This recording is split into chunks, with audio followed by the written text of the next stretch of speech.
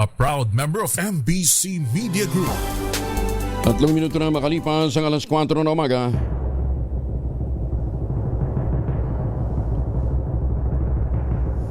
And the Golden Dove for Best Science and Technology Journalist goes to Angelo Palmones, DCRH. Ito na ang 28th KBP Golden Dove Awardee, Best Science and Technology Journalist, si Angelo Palmones sa Magandang Umaga, Pilipinas. DZRH, Magandang Umaga, Pilipinas sa DZRH Radio, DZRH TV at DZRH Online. Kasama si Kuya Angelo Palmones. Magandang Umaga, Pilipinas. Luzon, Visayas at Mindanao at saan mong panig ng mundo naroroon ang Pilipino. Magandang umaga, Pilipinas. Martes tayo ngayon, 12 ng Mayo 2026. Sa ulo ng ating mga balita, Vice President Inday Sara Duterte muling na-impeach ng Kamara sa ikalawang pagkakataon. Tito Sen, napatalsik bilang Senate President. Senator Alan Peter Cayetano pumalit sa pwesto. Senator Bato nagpakita na sa Senado. Hinarang, hinabol, muntik pang madapa habang nakasunod ang mga agents ng NBI. Interpol Red Notice laban kay dating Bucor Chief Bantag at sa pandating pulis inilabas na. Task Force El Nino muling binuhay ng Department of Agriculture. Nationwide audit ng mga landfill ipinag-utos naman ng Department of Environment and Natural Resources. Dagdag bawas sa presyo ng mga produktong petrolyo aarangkada ngayong Martes. 20 million pesos na halaga ng cocaine na diskubreng palutang-lutang sa karagatan ng Palawan. Bagyong Kaloy, tuloy niya ng humina. Ngayon po ay isa na lamang low pressure area. Bagong balita, bagong impormasyon. Kasama si Kuya Angelo Palmones. Magandang umaga, Pilipinas! Kasama pa rin natin ang buong radyo natin FM Nationwide, ang ating action radio station sa Luzon, Visayas at Mindanao. 91.7 BNFM Radio sa Cebu at 94.3 FM sa Jensan. Sa detalye ng mga balita, tuluyan ang humina bilang isang low pressure area. Ang Tropical Depression Kaloy inaasahang malulusaw na rin sa susunod na mga araw. Ayon sa Pag-asa, huli itong namataan sa layong 600 kilometro silangan ng Giwan Eastern Samar. Kumikilos pa silangan, hilagang silangan sa bilis na 10 kilometro bawat oras. Sa ngayon, malabong muli pang lumakas bilang tropical depression ang naturang LPA sa susunod na 24 oras. Sinabi ng State Weather Bureau, mababa na ang tsansang magdulot din ng malalakas na pagulan ang nasabing sama ng panahon sa anumang bahagi ng bansa. Samantala, isa pang LPA naman ang nasa labas ng Philippine Area of Responsibility. Ang huling namataan sa layong 1,715 kilometro. Nasa silangan ito ng northeastern Mindanao. Hindi pa nakikitang magiging ganap na bagyo sa mga susunod na oras. At habang tayo po ay nakararanas ng mga banta ng pag-ulan, kahapon malakas din daw ang ulan dyan sa may bandang Mindanao. 29 na lugar naman ang inaasahang makararanas ng danger level na heat index ngayong Martes. Ayon sa Pag-asa, posibleng pumalo ng 45 degrees Celsius ang heat index sa Tuguegarao City, Cagayan. Naimbang nabigat ka na kayo amin sa mga suki natin dyan sa norte. 44 degrees Celsius naman ang inaasahan sa Etiagi, Isabela, Kasiguran, Aurora, Kamiling, Tarlac, ang San Jose Occidental Mindoro, Cuyo, Palawan at Borongan, Eastern Samar. 43 degrees Celsius naman ang Dagupan City sa Pangasinan. Bacnotan, La Union, Baler, Aurora, Iba, Zambales, San Ildefonso, Bulacan, Puerto Princesa City sa Palawan, Aburlan, Palawan, Iloilo City at Dumangas, Iloilo. 42 degrees Celsius naman ang inaasahan sa Pasay City, Lawag City, Apari, Cagayan, Muñoz, Nueva Ecija, Subic Bay sa Zambales, ang Cavite City Ambulong, Tanawan, Batangas, Alabat, Quezon, UPLB, Los Baños, Laguna. Nako. 42 degrees Celsius din dyan sa Pili, Camarines Sur, sa La Carlota, Zamboanga del Norte, at sa Davao City. So, yun ho yung inaasahan nating damang init ngayong araw na ito sa mga nabanggit na lugar. Magandang umaga, Pilipinas! Mababa na sa minimum operating level ang antas ng tubig sa Angat Dam. Mainit ang panahon, walang tubig, bawas-bawasan natin ang goli. Ayon sa Bulacan Provincial Disaster Risk Reduction and Management Office, hanggang alas 6 ng umaga kahapon, nasa 179.79 meters na lamang ang water elevation ng dam. Mas mababa ito ng 21 centimeters sa itinakdang minimum operating level na 180 meters. Nananawagan naman ang National Water Resources Board sa publiko magtipid ng paggamit ng tubig, lalo sa harap ng inaasang epekto ng El Nino sa bansa ngayong taon. Bagong balita, bagong impormasyon. Kasama si Kuya Angelo Palmones. Magandang umaga, Pilipinas! Muli namang binuhay ng Department of Agriculture ang El Nino Task Force bilang paghahanda sa inaasahang muling pagtama ng matinding tagtuyot sa huling bahagi ng taon. Layunin ng hakbang na pagtingin ang koordinasyon sa pagitan ng mga ahensya ng gobyerno, tiyakin ang mabilis na pagtugon sa oras na maramdaman ang epekto ng nasabing lagay ng panahon. Ayon sa pag-aaral, hindi biro ang banta ng El Nino ngayong taon dahil maaari nitong mapababa ang kabuang produksyon ng agrikultura ng 20 hanggang 30%. Upang mapigilan ito, binigyan diin ni Agriculture Secretary Francisco Chu Laurel Jr. na nakatutok ang kagawaran sa mga practical shifts at mga pagbabagong sa estratehiya upang mabawasan malaking pagkalugi ng mga magsasaka. Ayon kay Laurel, gagamitin ng ahensya ang mga natutunan nito noong 2024 El Nino para magsilbing gabay kung paano maghahanda at magsagawa ng mga intervention. Siguro dagdagan natin yung utilization ng variety ho ng palay na mas konting tubig na kailangan. Pinaigting pa ng Department of Agriculture ang paghahanda nito sa inaasang epekto ng El Nino sa mga magsasaka at mga mamimili na posibleng magbababa ng ani. Makaapekto na yun sa supply ng pagkain. Sinabi ni Agriculture Secretary Francisco Chural Jr., bagamat hindi ganap na may iwasan ang pagkalugi, maaari itong mabawasan sa pamamagitan ng mga estratehiya tulad ng pagtatanim ng mga hindi gaanong nangangailangan ng tubig, halimbawa yung mga munggo, mani, sa mga lugar na madalas tamaan ng tagtuyot. Paggamit din ng solar-powered irrigation pumps sa pagpapatupad ng low-cost greenhouses at mas maagang schedule ng pagtatanim. Ayon kay Laurel, pinalalakas pa nila ang mga umiiral na intervention sa ilalim ng National Rice Program at Rice Competitiveness Enhancement Fund upang mabawasan ang epekto ng El Nino sa produksyon ng palay at sa kita ng mga magsasaka. Kabilang na dito ang pamamahagi ng dekalidad na climate resilient na mga binhi. Suporta sa pataba, farm mechanization, suporta sa irigasyon, water-saving technologies, credit assistance, pinaigting na extension at farmer training services upang mapataas ang kanilang productivity, mapababa ang gastusin sa produksyon, gayon din pagkakaroon ng mas maraming post-harvest facilities, mapalakas ang katatagan at kakayahang makipagkumpetensya sa lokal na industriya ng bigas. Pinalalakas na rin ng DA ang mahakbangin sa paghanda sa pamamagitan ng pagsusuri sa mga irrigation system, climate risk mapping, localized planning at paghanda sa ng drought-tolerant na mga binhi, pataba at suporta sa irigasyon. Na-recover naman ng Rizal Municipal Police Station ang palutang-lutang na cocaine.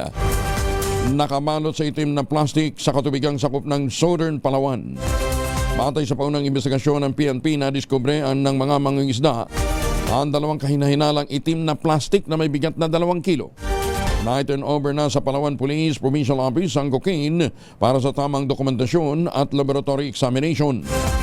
Nagsasagawa na ng investigasyon ng otoridad para malaman kung saan galing, sino-sino ang sangkot sa naturang shipment. Bagong balita, bagong impormasyon. Kasama si Kuya Angelo Palmones. Magandang umaga, Pilipinas! 13 minuto na makalipas ang alas 4. Pilipinas.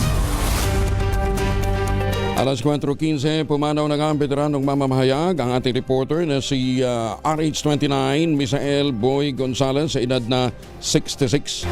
Binawian ng buhay si Boy, napili ng kanyang mga mahal sa buhay kahapon po ng alas 6:11 ng umaga.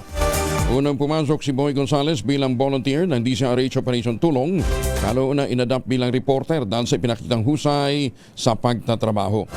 Kabilang sa malalaking coverage ni Kuya Boy, ang malaking pagsabog ng National Bureau of Investigation noong dekada 90, ang LRT bombing noong 2004. Nakikiramay ang buong MBC Group, DCRH, sa pamilya at mga mahal sa buhay ng ating yumaong reporter.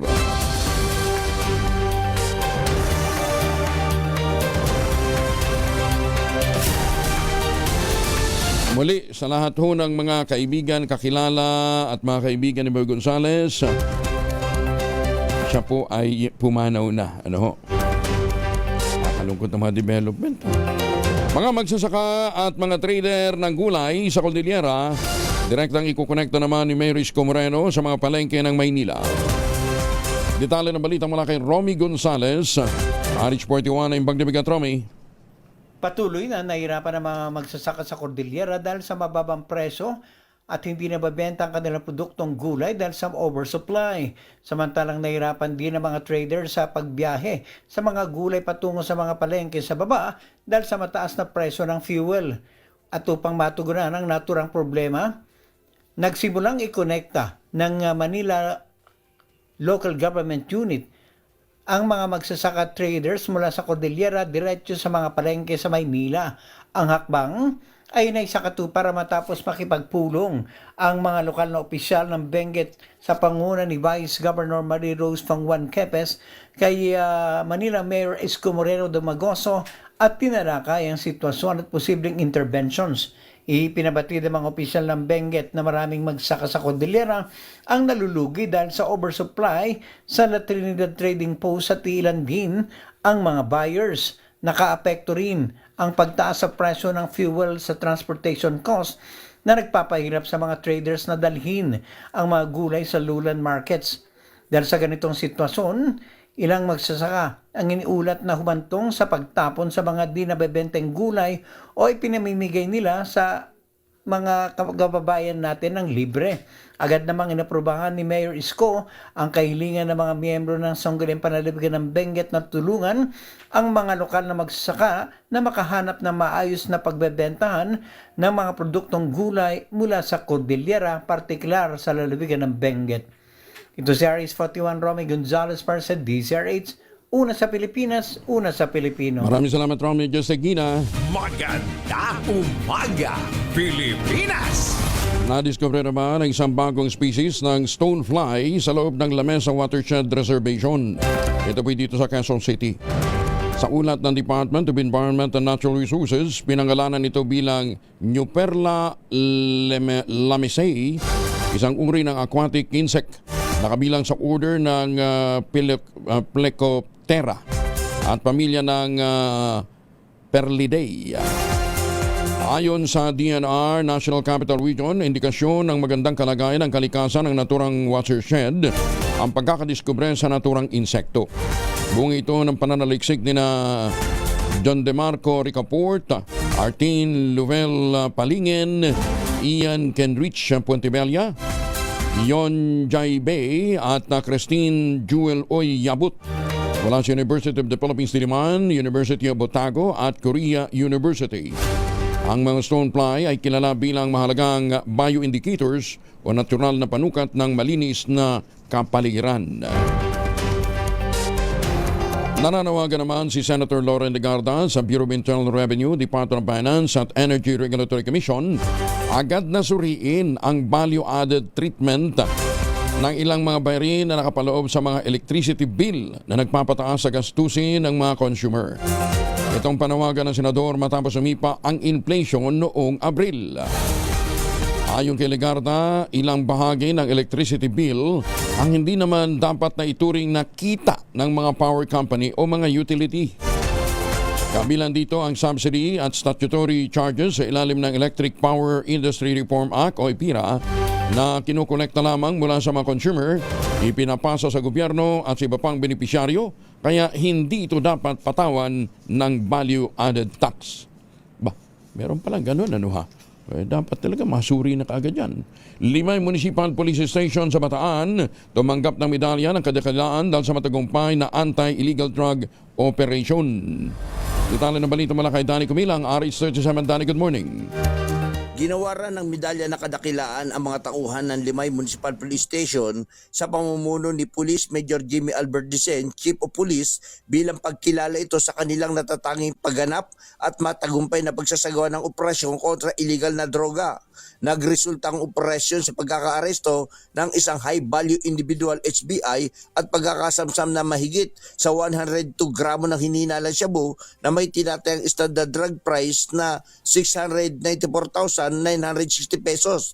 Personal na tinanggap ni Police Major Jimmy Albert Dicen ang naturang parangal mula kay Police Brigade General Jess Mendez, Regional Director ng Police Regional Office 3 sa ginanap na awarding ceremony sa Camp Captain Julian Olivas sa lungsod ng San Fernando, Pampanga kahapon.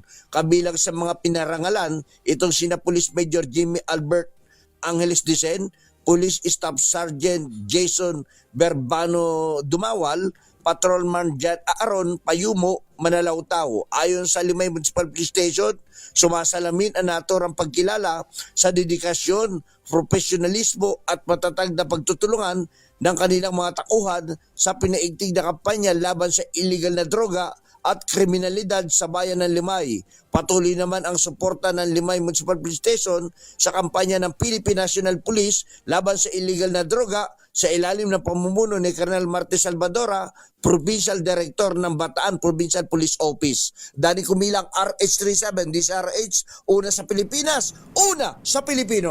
Maraming salamat, Danny. Maya pa ba kakayungan sa mga suki natin dyan po naman sa Pampanga. Nagkasundo ang Pilipinas at Paraguay, alisin na ang visa requirement sa pagitan ng dalawang bansa. Kasunod dito ng nilagdaang kasunduan ni na Foreign Affairs Secretary Maria Teresa Lazaro at ang kanyang counterpart para sa visa waiver. Tawag din nito, hindi na kailangan pang kumuha ng visa ang mga Pilipinong nais bumisita ng Paraguay. Gayon din ang mga mamamayan ng nasabing bansa na magtutungo naman ng Pilipinas. Pagbibida pa ng Pangulong Bongbong Marcos Jr., makatutulong ang hakbang na ito para mapabilis ang mga oportunidad sa pagnenegosyo, turismo at people-to-people exchanges. Complementing the establishment of institutional and commercial linkages is today signing of a visa waiver agreement for ordinary passport holders of the Philippines and Paraguay, which the President and I hope will expedite business tourism and people-to-people exchanges between our two countries. 23 na makalipas ang alas 4, mga misis. Amoy araw si Mr. pag-uwi galing ng trabaho. Abay dahil yan sa germs sa katawan nila para labanan ng amoy araw at amoy pawis, gumamit ng Shield Bath Soap regularly. Unbeatable ang Shield sa paglaban sa germs versus another brand may shea butter. Pampalambot ng kuti sa presyong abot kaya 12.50 SRP. Kaya naman recommended ito ng Philippine Nurses Association. Kaya mga misis, I challenge you. Subukan ng Shield Bath Soap. Galit sa sakit, may malasakit. Sulit na sulit. Maganda umaga, Pilipinas!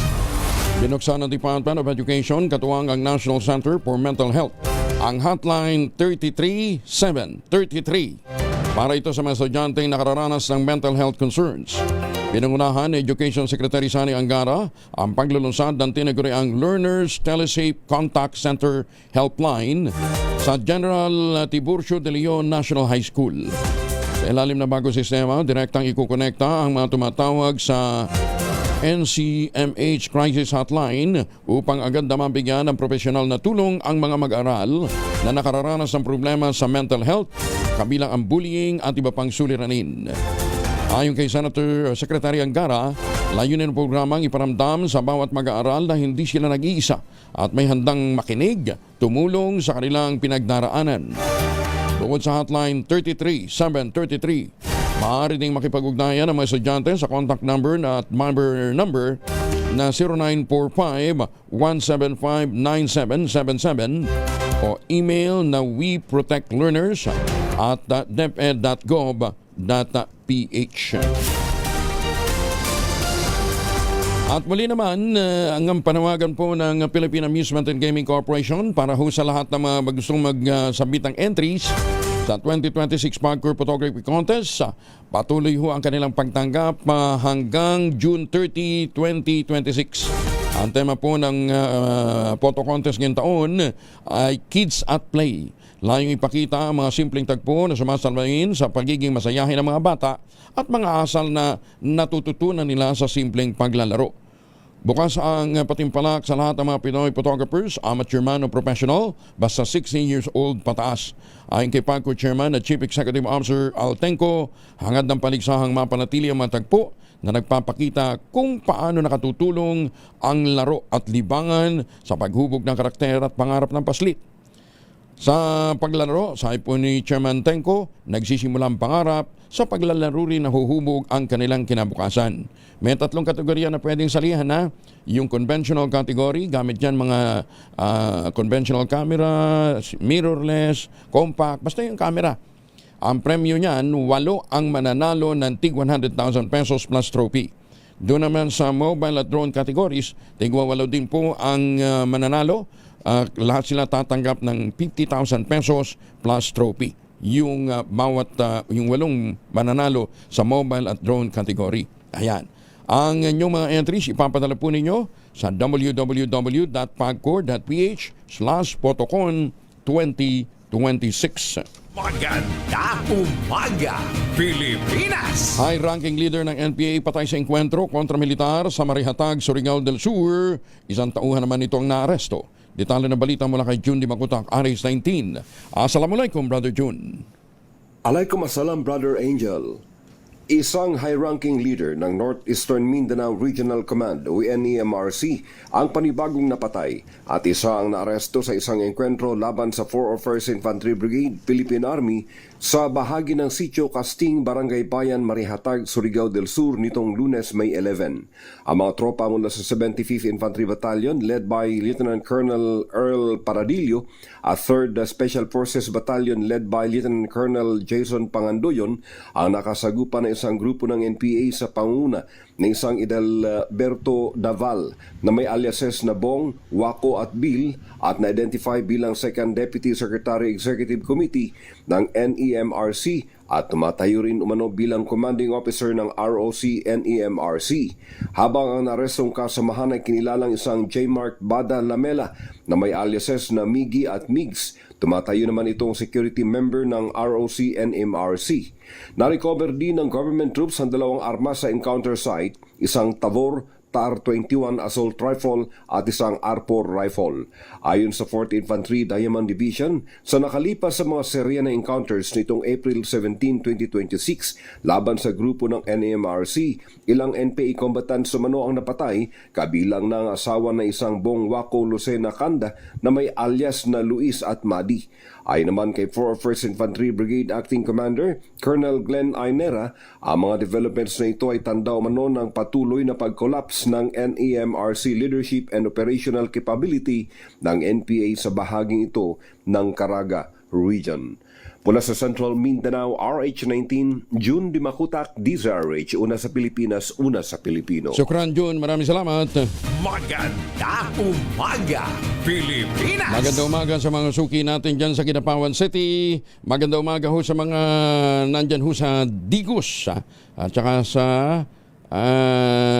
may buntag sa mga taga-Sugbo. Magandang umaga din kay Ma'am Evan Lang dyan po sa Las Vegas, Nevada. Kay Ginoong Jose Ramon Nunod dyan po naman sa New Jersey. Ayan, magandang umaga. Naimbag na bigat naman sa taga San Mateo, Isabela.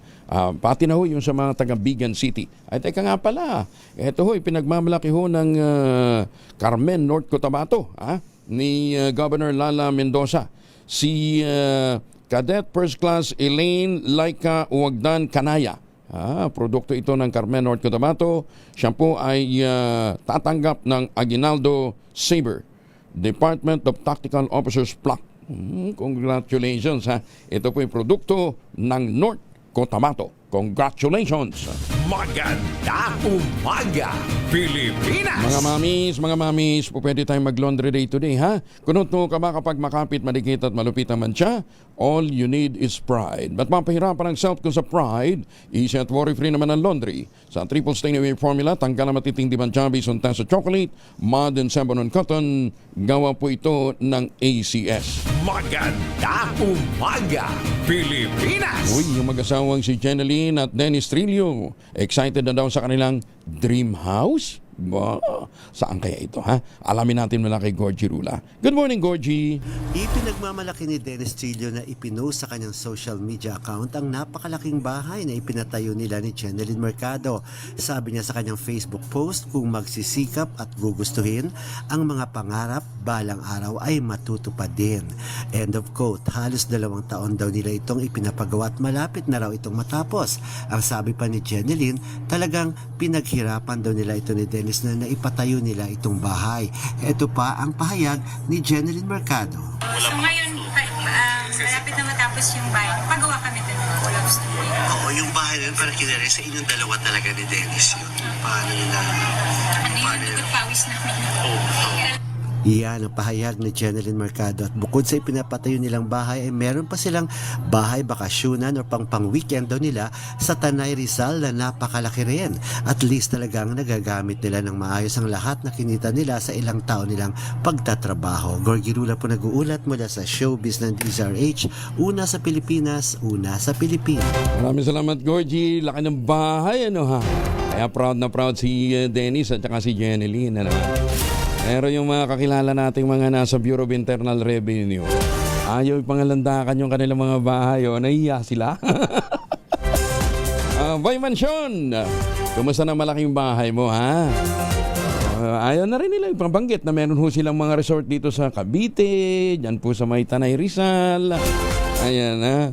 Bakit kaya sila nahihiya? Aha. Maganda naman yata ang pagkakagawa ng kanilang bahay, ano ha? Di ba, Boy Mansion? Kumusta na yung mansion mo, boss? Ha? Ayan. Oy, Totoy Kubetas. Kumusta na yung mansion mo? Bakit ba't ayaw nyo ipangalandakan? Ba't ayaw nyo binabalita natin yan? Nahihiya ba kayo na yan ay hindi galing sa inyong pagtatrabaho? Magandang umaga, Pilipinas! Nagbabala naman ang Philippine Space Agency o PhilSA sa posibilidad ng pagbagsak ng debris o pinapirasong bahagi ng inilunsad na Long March 7 rocket ng China.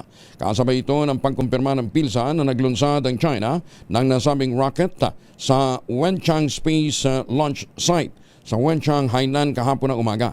Sa inilabas na abiso ng PhilSA, posibleng bumagsak ang mga naturang debris, 34 nautical miles ang layo mula sa Bajo de Masinloc, 97 nautical miles naman ang layo mula sa Cabra Island, Occidental Mindoro at 130 nautical miles ang layo mula sa Busuanga, Palawan. Bonsod dito, hinikayat ng PhilSA ang publiko, partikular na ang mga mangingisda at mga piloto, iwasan muna ang mga tinukoy na drop zones. 4 na high-value individual drug suspect arestado, mahigit sa 100,000 pisong halaga ng shabu na kumbiska sa Aringay, La Union. Detalye ng balita mula kay Freddy Pardo, RS38. Masantos siya kabasanid siya kamin sa ating mga kababayan dyan sa Pangasinan, Freddy. Masantos siya kabusan ko yung Angel. Nasa kustodiya ngayon ng Aringay Police Station ang 4 na high-value individual drug suspect matapos silang masakote sa drug-by bust operation. Batay sa ulat ni Aringay Chief of Police Major Romel Centeno na nakarating sa tanggapan ni OIC Regional Director Brigadier General Jovencio Badua Jr. Nagkasa ng operasyon ang kanilang himpilan katuwang ang Regional Intelligence Division, Regional Police Drug Enforcement Unit, La Union Police Intelligence and Drug Enforcement Unit in coordination with PDEA Regional Office 1 na nagresulta ng pagka-aresto sa 4 na high-value individual suspect na isang 37 anyos na mekaniko, 19 anyos na binatang estudyante, 35 anyos na binata at 58 anyos na ginang na bakery employee na pawang mga residente ng Baguio City. Matapos silang magbenta ng 15 plastic sachet na naglalaman na hinihinalang shabu na tumitimbang ng 135 grams at may estimated street value na 918,000 pesos sa mga pulis na nagkunyaring bayar gamit ang marked money kaya agad silang inaresto. Binigyang din ni Pro 1 Acting Regional Director Police Police Brigadier General Badwa na ang matagumpay na anti-drug operation na ito ay bahagi ng alerto framework na kanilang ipinatutupad na naka-align sa Enhanced Managing Police Operation Agenda ni PNP Chief Police General Jose Melencio C. Nartatis Jr. Mula sa Action Radio Pangasinan, ito si Freddy Pajardo, Aristarte Taguulat para sa DCRH, una sa Pilipinas, una sa Pilipino. Maraming salamat, Freddy. Magandang umaga din sa mga taga-Bawang La Union at sa mga taga-bayan ng Aguo. Maganda umaga, Pilipinas! Dalaga, nakatatapos lamang ng senior high school, nasawi matapos na matrap sa nasunog nilang bahay sa Katarman. Detalye ng balita mula kay Jane Galit Bantayan, Aris 34. Jane, may buntag. Isa ang naitalang nasawi ng masunog ang isang residential house kahapon nang ito ay masuffocate nang matrap ito sa loob ng bahay. Isa itong dalaga na katatapos lamang ng senior high school. Naganap ang nasabing sunog sa barangay ng Acacia, Katarman, Northern Samar. Ayon sa report ng Fire Office Katarman, ang residential house pag-aari ng isang kinilalang sa pangalan na si Erlinda. Agad naman itong nirespondihan ng Katarman Fire Truck at tumulong na rin ang fire truck ng kalapit na bayan, ang Bubon. Ayon kay Katarman Fire Marshal Adrian Dakot, ang biktima ay nadala pa sa ospital ngunit hindi na nakaligtas at binawian ng buhay. Napag-alaman na dead end ang daan na isang iskinita. Isa lamang entrance at exit nito. Ang biktima hindi agad nakalabas at natrap sa loob. Ayon naman sa ilang residente, idinaan na lamang ito sa likod ng isang bakanting lote. Sa kasalukuyan ay wala pang inilalabas ang fire office ng sanhi ng sunog at kabuang halaga ng pinsala. Mula sa Action Radio Katarman, RH34 Jane Galit Bantayan ng DZRH, una sa Pilipinas, una sa Pilipinas. Dagang salamat, Jane. Maganda umaga, Pilipinas! Magandang umaga din sa mga taga Tagum City dyan sa Davao del Norte. Magandang umaga sa mga suki natin dyan po sa Hong Kong, sa Taipei, Taiwan, sa Macau, sa mga seafarers natin, sa mga mandaragat na naglalayag ngayon. Kung pauwi kayo ng Pilipinas, abay wag nang magpasalubong na imported na tsokolate. Meron po tayong tangerine chocolate. Yan po ay brand ng mga magniniyog, ng mga magsasaka dyan po sa lalawigan ng Quezon. Sa tulungan po ni Dr. Helen Tan, yung pong mga planting material ng kakao galing Davao, hinakot po yan para maitanim dyan po sa lalawigan po ng Quezon. Kaya ngayon, nagpuproduce na ho sila ng dekalidad na kakao beans, pinaprocess para maging tangerine chocolate. Available yan sa 0919-095-5935. Meron din pong mahigit 10 variants ng tangerine chocolate. Ang mga raw material niyan galing din po sa ani ng mga magsasaka.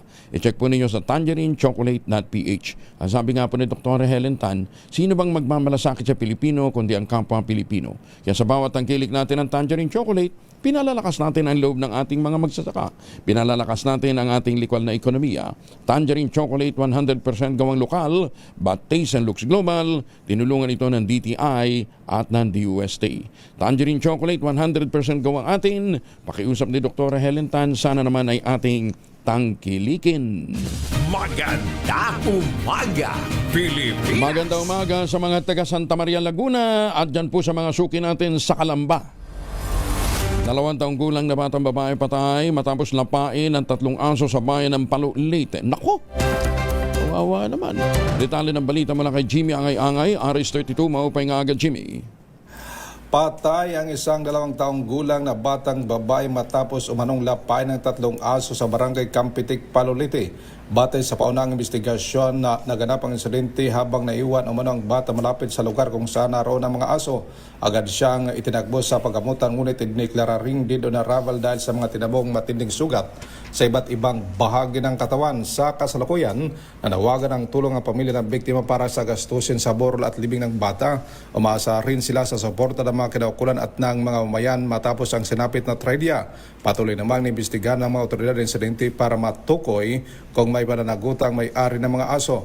Ulit-ulit namang pinalalahanan ng mga pet owners na tiyaking ligtas at nakataling kanilang mga alagang hayop upang maiwasan ang kalintulad na insidente. Wala dito sa DYVL Action Radio Tacloban, ito si R32 Jimmy Angay-Angay para sa DZRH, una sa Pilipinas, una sa Pilipinas. Dagang salamat, Jimmy. Muli namang ipinamalas ng Bureau of Customs ang determinasyon na maging isang modernong ahensya sa katatapos lamang na Government GovX0 Philippine Summit 2026. Inorganisa ito ng Trade Pass Global. Naging sentro ng talakayan ang mga inisyatiba ng Bureau of Customs tungo sa isang mas mabilis, transparent at technology-driven administrasyon ng ahensya sa bansa. Sa nasabing aktibidad, nagsilbing isa sa mga pangunahing tagapagsalita ng summit si Deputy Commissioner Attorney Rebsi Escobedo. Mula sa Management Information System ng Technology Group, ayon kay Escobedo, ang modernisasyon ng Bureau of Customs ay hindi lamang isang operational option, kundi isang kritikal na pangangailangan. Punto nito, ang digitalization ay may direktang epekto sa pagpapalakas ng kakayahan ng Pilipinas sa pandaigdigang merkado, pagpapadali sa daloy ng kalakalan at pagpapatatag ng tiwala ng publiko sa pamamagitan ng malinis na serbisyo. Ibinahagi rin ni Escobedo ang mga kasalukuyang programa ng kawanihan sa ilalim ng liderato ni Customs Commissioner Ariel Nepomuceno, partikular na ang pagpapahusay sa Customs Core Processing System, Automated Export Declaration System, Enhanced Certificate of Payment, E-Service Catalog, Online Tax Estimator at Origin Management System. Layunin ng mga reformang ito na mabawasan ang manual process, maiwasan ang pagkantala ng transaksyon at siguraduhin ang higit na transparency sa bawat galaw ng kalakal sa bansa. Tumutok sa DZRH at manalo ng instant 1,000 pesos sa Malakas promo kasama ang Pride Detergent. Malakasan ang makinig at manood sa DZRH! Ang tropa ni Sherwin Alparo kasama ang Pride Detergent at ang mga poging backup niya ay nandyan sa Barangay Central Signal Village, Taguig City. Ulitin natin sa mga taga-Barangay Central Signal Village, Taguig City, ang tabayanan po ninyo dyan ang tropa ni Sherwin Alparo kasama ang Pride Detergent. Mamimigay yan ng pira at regalo. Ready na ba kayong tandaan ang ating word of the day para manalo ka ng DZRH mini component? Eto na! Ang ating word of the day ay palpable. Ang ating word of the day ay palpable. Sa Tagalog ay nadadamay, sa Cebuano nabination at sa Ilocano manakipagrikna. Hirap naman. Manakipagrikna. Ayan, basta sa Tagalog nadadamay.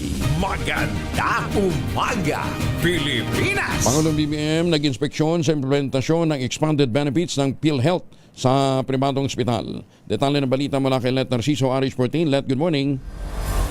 Binisita ni Pangulong Bongbong Marcos ang The Medical City sa Pasig para personal na suriin ang mga serbisyo ng ospital at ang implementasyon ng expanded benefits ng PhilHealth. Kasama sa mas pinalawak na mga benepisyo ng PhilHealth, ang tinaasang maternity care packages at outpatient emergency care coverage.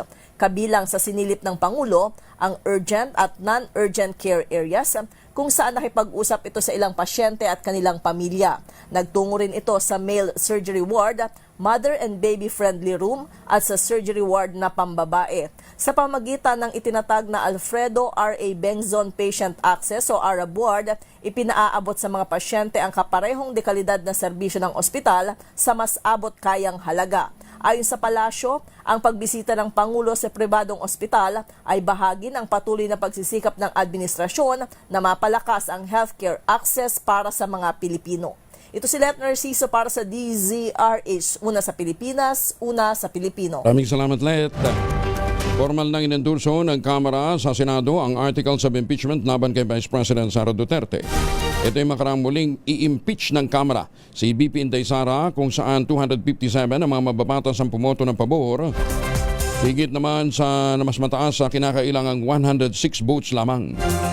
Tawag din ito, pinahahanda na ng Kamara sa Office of the Secretary General ang articles of impeachment para may transmit na sa Senado at maisalang sa paglilitis.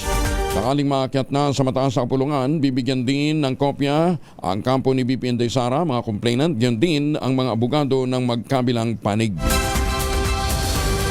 Aminado si Navotas Representative Novi Chanco, naging mahirap para sa kanya na bumoto ng pabor sa impeachment kay Vice President Sara Duterte.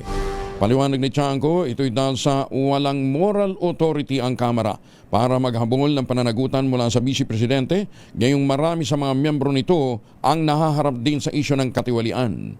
Nilinaw din ni Chanco na ang pagboto niya ng yes sa impeachment ay para mabigyan lamang ng formal at maayos na venue sa Senado ang Vice Presidente para may paliwanag at depensahan ang mga akusasyong ibinato laban sa kanya. Magandang umaga, Pilipinas! Binigyan din naman ni Akbayan Representative Jose Manuel Jokno na mananatiling mapagmatyag ang publiko sa proseso ng impeachment sino man ang nakaupo bilang pinuno ng Senado. Ito ay matapos na ihalal ng mga senador si Senator Alan Peter Cayetano bilang bagong Senate President kapalit ni Senator Vicente Soto III. Ginit ni Jokno, hindi dapat magbago ang kalidad ng pagliliti sa kabila ng pagpapalit ng liderato. Dagdag pa nito, nagawa na ng Kamara ang kanilang bahagi. Inaasahan nilang gagampanan naman ng Senado ang kanilang tungkulin sa ilalim ng 1987 Constitution na agad na mag-convene bilang impeachment court kapag naipadala na ang Articles of Impeachment. Ginagalang naman ni Bicol Saro Representative Terry Ridon ang naging proseso ng Senado sa pagpili ng kanilang mga bagong pinuno, kasabay ng pagtiyak na hindi maantala ang pagsusumite ng Kamara sa Senado ng Articles of Impeachment. Teka, si Senator Alan Peter Cayetano ay naging speaker din ng House of Representatives. Handang-handa umano ang defense team ni Vice President Sara Duterte na depensahan ang Vice Presidente sa nalalapit na impeachment trial sa Senado. Kasunod dito ng botohan ng plenaryo ng Kamara kung saan mayorya ng mga kongresista ang pumoto ng pabor upang ma-impeach si BP Inday. Sa isang opisyal na pahayag, tiniyak ng legal team ng Vice Presidente, handa silang harapin ang mga akusasyon sa oras na magsimula na ang paglilitis. Naagaw naman ni Senador Alan Peter Cayetano ang liderato ng kapulungan mula kay Senate President Vicente Tito Soto III. Ito ay matapos na inominate ni Senador Amy Marcos si Cayetano bilang bagong pangulo ng kanilang kapulungan. Walang tumutol sa nominasyon kung kaya't isinulong ni Senator Joel Villanueva na isara na ang proceedings. 13 senador ang bumoto kay Cayetano bilang bagong Senate President. Siyam ang kay Soto, 2 naman ang nag-abstain. Kabilang sa mahok sa butuhan si Senator Ronald Bato de la Rosa na biglang lumitaw matapos ang mahabang bakasyon sa trabaho. Si Soto ay nagsilbi bilang Pangulo ng Senado sa nakalipas na 8 buwan at tapos niyang palitan si Senator Chis Escudero. Senado, papayag lamang na maaresto si Senator Bato de la Rosa kapag may kautusan ang lokal na korte ay naman kay Senate President Alan Peter Cayetano. Detalye ng balita mula kay Raymond Dadpa sa Aris 28. Raymond, good morning. Igigiit ng bagong liderato ng Senado na hindi maaaring arestuhin si Senator Ronald Bato de la Rosa kung walang kautusan ang lokal na korte. Ito ang binigyang tin ni Senate President Alan Peter Cayetano sa kanilang pag-usap ni NBI Director Melvin Matibag. Ayon kay Cayetano, dapat bigyan nila ng pagkakataon si Senator Bato na gumawa ng legal na paraan laban sa kanyang warrant of arrest mula sa International Criminal Court o ICC. Narito si Senate President Alan Peter Cayetano. Ang stand namin is you have to get a court order, an arrest order from a Philippine court. Okay. And you have to allow Bato to exhaust his legal remedies. And after exhausting all of that, only then will we convince him to surrender. Sa panig ni NBI Director Melvin Matibag, kanilang rerespetuhin ang desisyon ng Senado na ilagay sa kanilang protective custody si Senador De La Rosa. Kailangan lang matiyak na kapag ipatawag si Senator Bato para sumagot sa mga katanungan sa kanya, ay ihaharap siya ng Senado. Narito si NBI Director Melvin Matibag.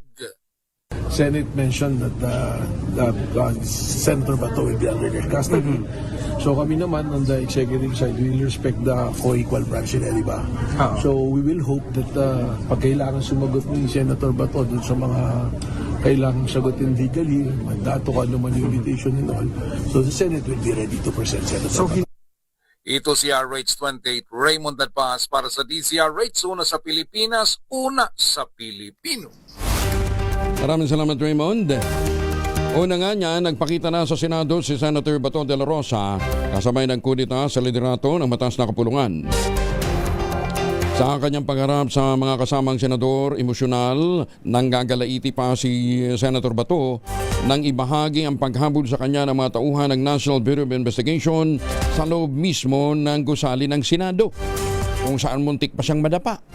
Pagbibigay diin ni Senator Bato ang ginawang pagharang sa kanya ng otoridad ay direktang pambabastos sa integridad ng mataas na kapulungan bilang isang institusyon. Samantala, nang tanungin hinggil sa biglang pagpasok, gigil nitong sagot. Noong siya daw ay hindi pumapasok, paulit-ulit siyang hinahanap.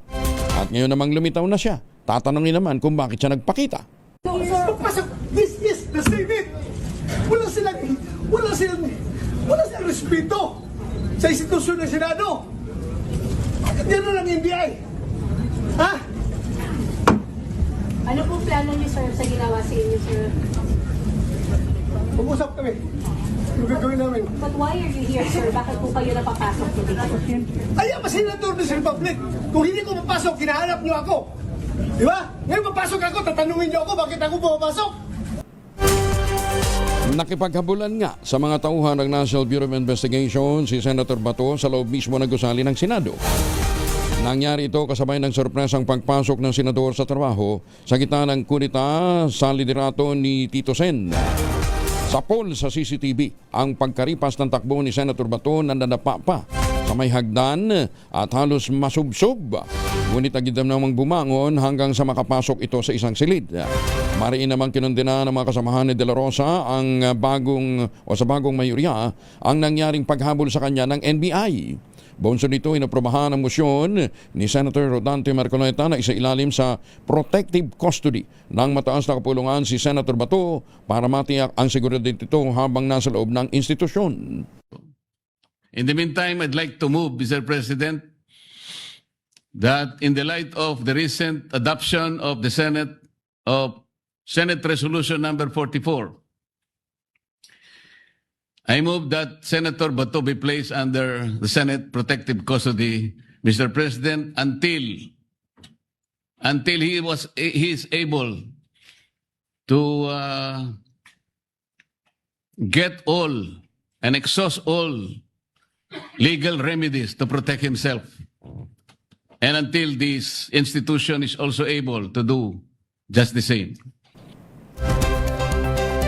Iginit naman ang legal counsel ni Senator Bato de la Rosa na si Attorney Israelito Torion. Walang karapatan ang sino mang sibilyan o maging sinating Senador Antonio Trillanes na gawin ang pag-aresto sa kanyang kliyente. Kasunod dito ng pagdating ni Trillanes sa Senado kahapon, bitbit ang umano'y warrant of arrest mula sa International Criminal Court. Git ni Torion sa ilalim ng umiiral na bataan sa bansa. Tanging ang hukom lamang ang maaaring mag-issue ng warrant of arrest. Nangahulugan na maging ang paglabas ng arrest warrant ng ICC ay dapat mo nang dumaan sa proseso at validation sa Pilipinas. I am hoping and praying that it will continue to be a professional organization, mandated to enforce the rule of law. And the rule of law mandates that in the Philippines, only a judge can issue a warrant of arrest. An ICC, even if it is an institution based in Netherlands, all its processes have to be validated, confirmed first in the country. Aminado naman si Torion na maging siya ay nabigla rin sa biglang paglitaw ni Senator Bato sa Senado matapos ang ilang buwang pagliban. Nako, edi ang dami na naman ho ngayong mga legal experts sa paligid ho natin. Ano ha? Nagtatalo ang mga dalubhasa sa batas na ipaliwanag ang kanilang mga panig. Anyway, hintayin natin. Ang pinakamabisa ho dito, ang Korte Suprema. Maglabas na ho ng desisyon ng Korte Suprema doon ho sa mga nakapending na mga petisyon. Kaugnay po nitong kaso ho ni Senator Bato. Anyway, hintayin ho natin yung magiging ruling ho ng Korte Suprema. Pero, is there such thing as Senate Protective Custody? Ito ho ba ay isang malinaw na indikasyon sa batas na pwedeng ma-exempt sa enforcement of warrant of arrest ang isang tao? Wala pong batas na nagsasabing meron tinatawag na Senate Protective Custody. Magandang umaga, Pilipinas! Senado masusing babantayan ng mga mamamayan sa proseso ng impeachment. Detalye na balita mula kay Manang Milky Ruganan, Aris 12. Manang Milky, good morning. Tapos na ang papel ng Kamara at pagkakataon na ngayon ng Senado na gampanan ang kanilang tungkulin na i-convene forthwith ang impeachment court. Ay kay Akbayan Party List Representative Chel Jokno, kahit sino pa ang nakaupong leader ng Senado, maigpit na babantayan ng publiko ang proseso ng impeachment. Sabi ni Jokno, bumoto siya ng pabor sa Articles of Impeachment dahil sa bigat na mga ebidensya, testimonya at mga salaysay. Umaasa si Jokno na ito ang mananaig sa mga senador sa na umiral ang kampihan at political pressure. Samantala sa update, umaabot na sa 257 ang bumoto ng yes. Nasa 26 naman ang bumoto ng no at siyam ang nag-abstain. Ako si Milky Reguna nagulat para sa DZRH, una sa Pilipinas, una sa Pilipino. Magandang umaga, Pilipinas! Nailipat na sa kustodiya ng National Bureau of Investigation ang siyam na tauhan nito na naunang pinatawan ng contempt ng Senado. Ito naman ang kinumpirma ni Senate President Alan Peter Cayetano at NBA Director Melvin Matibag matapos ang isang pribadong pagpupulong. Nagugat ang nasabing hakbang sa tensyong sumiklab sa loob mismo ng gusali ng Senado nang tangkaying arestuhin ang mga tauhan ng NBI si Senator Ronald Bato de la Rosa base sa arrest warrant na inilabas ng International Criminal Court o ICC. Sa kabila ng warrant, hinarang ng Senado ang pag-aresto bilang pagsunod umano sa naunang resolusyon ng mataas na kapulungan na kumukundina sa anumang extradition nang hindi muna nauubos ang lahat ng domestic legal remedies. Nangako naman si NBA Director Melvin Matibag magsasagawa ng sariling investigasyon ng ahensya laban sa mga tauhang nasanggot sa nasabing gulo. Hindi sumipot sa National Bureau of Investigation ang Peanut Gallery Media Network anchor na si CJ Hero matapos na ipasagpina. Ayon sa abogado ni Hero na si Attorney Lian Kakapit, hindi nagtatago ang kanyang kliyente, nagkataon lamang na ito'y nasa out of town. Wala rin anyang natanggap na subpina ang PGMI o PGMN host na person of interest din pala ng NBI kaugnay ng manoy tangkang pangingikil ng 350 million pesos kay dating House Speaker Martin Romualdez. Yan man iginiit ni Kakapit na magsusumite ang kanilang kampo ng affidavit sa NBI at makikipagtulungan din silang sa investigasyon para lumabas na ang katotohanan. Importante malabas natin yung totoo and matulungan natin yung NBI. It's out of town lang. So, ang pakay ko lang talaga dito ay to request subpoena. Hindi totoo yun. Hindi siya nagtatago. Wala siyang dapat tatago. Kaya nga ako niya pinapunta dito para i-represent siya. In good faith siya na pumunta dito sa NBI. Pero napanood ko yung 1.5 hour. Hindi naman 1.5 hour pa yun. Mga 37 minutes lang yata yung pinakabuong meet presentation. Basta yung controversial na tape na ang host si CJ Hero, wala naman bago na dun. Halos lahat din ho ng mga nasabi na at ibinunyag ni Saldico at saka nung 18 Marines, nabanggit na ano bang bago doon? Magandang umaga, Pilipinas! Ay nako, 2 minuto na lamang bago po mag-alas 5 ng umaga, oras na para tayo po naman ay mag-ultabayo. Ano nga bang ultabayo? Ito po'y postbiotic with Lactococcus lactis rein plasma. Dumaan po ito sa mahabang clinical trial. Hindi po testimonial, hindi kwentong kutsero, kundi human clinical trial dyan po sa Japan. Ang bawat kapsula ng ultabayo ay nagtataglay ng 50 billion cells ng Lactococcus lactis rein plasma. Kaya napaka-potent po nito sa ating katawan. Ina-activate po nito yung PDC, yung plasmacytoid dendritic cell. Yan po yung tinatawag na madalubhasa na commander ng ating immune system. Responsable sa pagtataboy ng matoksin sa ating katawan habang tayo po ay natutulog.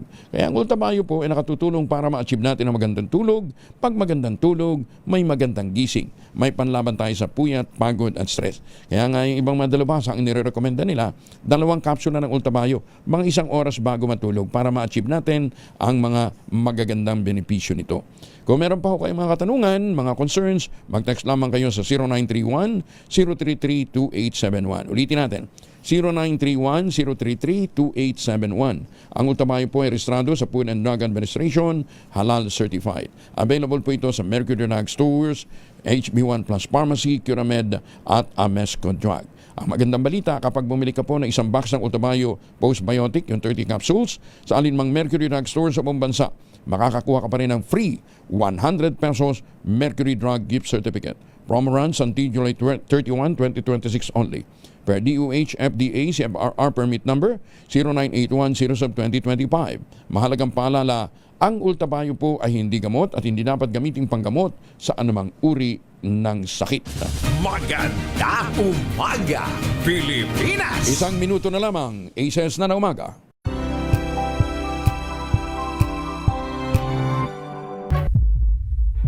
Angelo Palmones, DCRH. Ito na ang 28th KBP Golden Dove Awardee, Best Science and Technology Journalist, si Angelo Palmones sa Magandang Umaga, Pilipinas. DZRH, Magandang Umaga, Pilipinas sa DZRH Radio, DZRH TV at DZRH Online. Kasama si Kuya Angelo Palmones. Magandang Umaga, Pilipinas. Oy, baka nakakalimutan nyo, Martes pa lamang ho tayo ngayon, 12 ng Mayo 2026. Kasama na natin si Chanel Dominguez mula sa Pag-asa. Good morning, Ma'am Chanel. Magandang umaga din po sa inyo, Sir Angel. Magandang umaga din po sa ating mga taga-subaybay. Para sa ating weather update, itong binantayan po natin bagyong si Kaloy ay tuluyan na lang po naging isang ganap na low pressure area at huling na mataan sa 690 kilometers east ng Katarman, Northern Samar. Hindi po natin ito inaasahan na magkakaroon ng direktang epekto sa anumang parte ng ating bansa at mag-i-intensify pa into bagyo po ulit. Sa ngayon po, dahil wala po siyang epekto sa buong bansa natin ay makakaranas ng mainiwalas na panahon, pero asahan din natin yung init at alinsangan lalo na sa tanghali hanggang hapon na may mga isolated rain showers o kaya localized thunderstorm pagdating sa hapon at sa gabi. Para naman sa ating heat index, inaasahan po natin pinakamataas po natin posibleng may tala ngayong araw ay 45 degrees Celsius dito sa Metro City, Cagayan. At dito naman po sa Metro Manila, 41 to 42 degrees Celsius. Yan po, pinapaalalahanan po natin mga kabayan po natin na mag-ingat po tayo dahil po ng init ng panahon. Yan po muna latest dito sa Pag-asa Weather Forecasting Center. Chanel Dominguez po, magandang umaga. Maraming salamat, Ma'am Chanel Dominguez mula po sa Pag-asa. Epektibo din ngayong araw ang panibagong dagdag bawas sa presyo ng mga produktong petrolyo. Sa anunsyo ng kumpanya ng langis, 9 pesos and 57 centavos ang matatapyan sa kada litro ng diesel. Halos 10 pesos ha.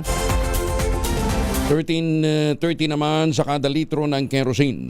Samantala, may 47 sentimos samang pagtaas sa presyo ng kada litro ng gasolina, mas mababa kaysa sa naunang pagtaya ng oil industry sources na 4 na piso ang price hike.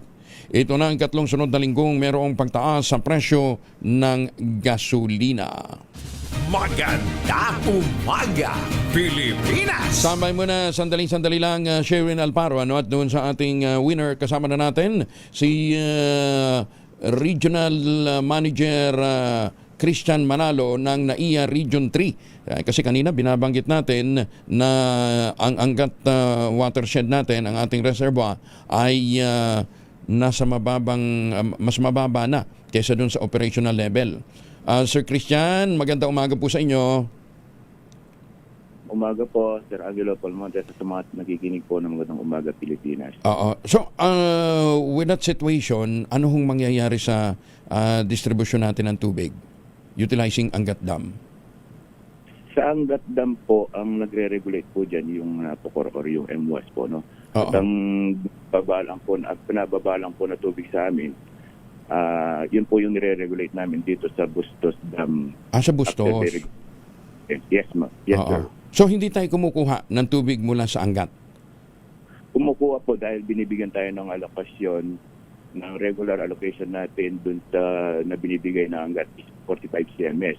Ngayon po, kung halimbawa po nasa critical condition po yung hanggat natin, yun nga po, ang nagiging priority natin ay yung domestic po dito sa may Manila. Yung gamit ng tubig, ay yung yun nga inumin. Po, yes po. Nagbawas na ba? Nagbawas na ba sila? Kasalukuyan po, meron kaming extension na nahingi sa kanila hanggang katapusan po ng Mayo. Hanggang katapusan pa ng Mayo? Apo. Oo.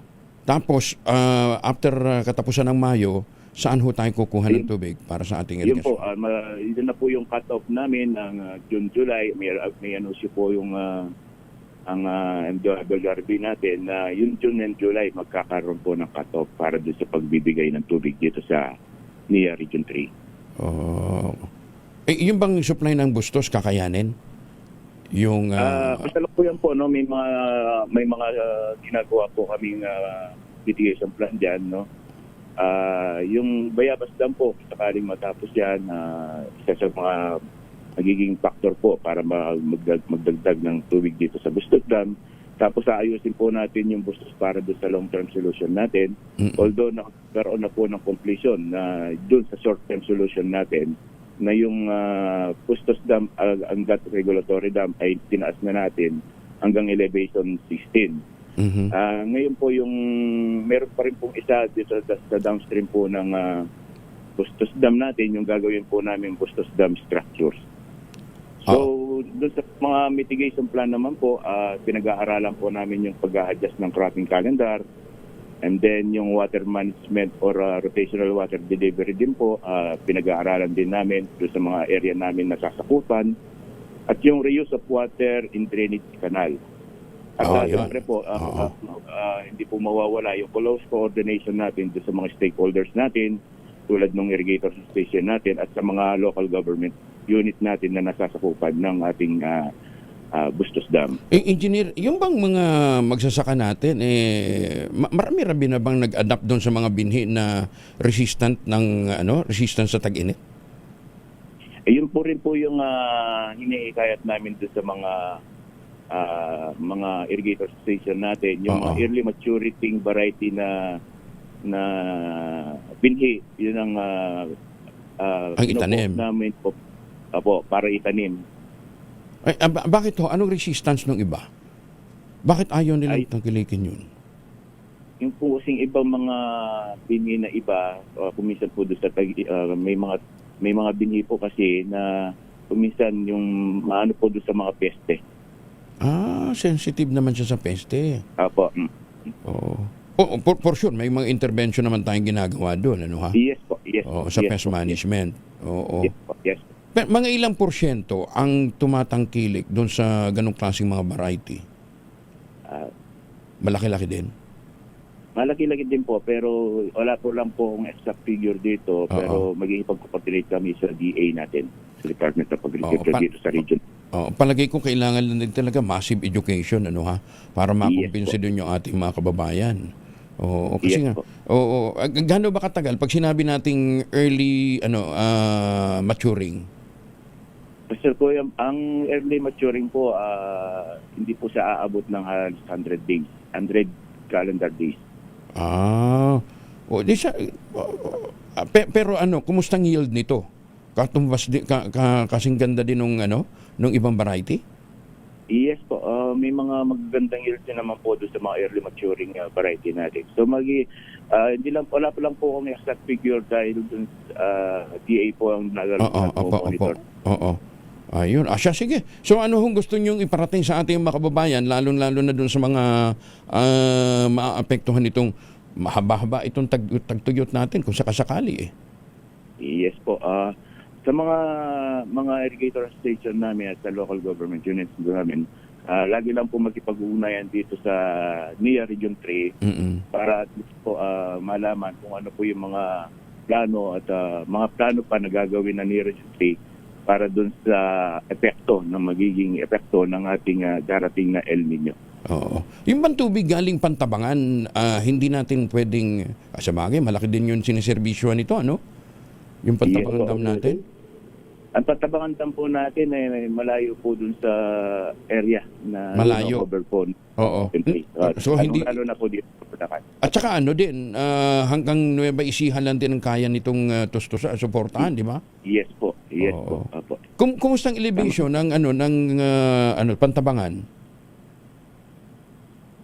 Meron pong nagmo-monitor din po na. Hindi under sa inyo. Okay, sige. Yes. Sige, doon na lang kami magtatanong, engineer. In the meantime, maraming salamat po for joining us, ha. Magandang umaga po. Maraming salamat din po, Sir Angelo. Apo, sige po. Si Engineer Christian Manalo, ang Regional Manager ng NIA Region 3. Maganda umaga, Pilipinas! Kumunsan ho kasi kinakailangan din talaga dagdag na edukasyon para ho sa ating mga kababayan, lalong-lalo na sa mga magsasaka, as to the benefits ho nung pagtatanim ng early maturing variety. Kasi kung nakasanayan mo nga naman yung traditional na binhe, magdadalawang isip ka talaga na sumubok pa sa iba. Naimbag na bigat sa mga suki natin dyan sa Abulog, Cagayan. Tumutok sa DZRH at manalo ng instant 1,000 pesos sa Malacash promo kasama ang Pride Detergent. Malakasan ang makinig at manood sa DZRH. Mamigay na muna tayo ng pera. Sherwin Alparo, good morning. Yes, good morning Kuya Angel. Dito nga sa Central Signal Village sa Taguig City, nahuli natin itong tricycle driver na mahilig makinig at manood ng programa mo tuwing umaga. Tatay, pangalan nyo? Rodel Marin po. Rodel Marin. Rodel. Rodel. Rodel, oo. Taga saan si Rodel? Taga Western Bigutan. Hindi, anong probinsya mo? Mindoro po. Taga Mindoro. Naku, init doon. Kaya tama pala nandito ka. Lagi pang brown out. Ay, dito po ako naghahanap buhay. Dito ka na naghahanap. Ilan ang chikiting? 2 po. 2, puro panganay. Hindi naman po. Hindi may bunso. May bunso. Sige. Sherwin, bigyan na natin yung premyo ni Kay Buti na Rodel. lang talaga nandito si Rodel kasi hindi siya uwian, no? Doon sa Mindoro. Ang layo. Ang layo.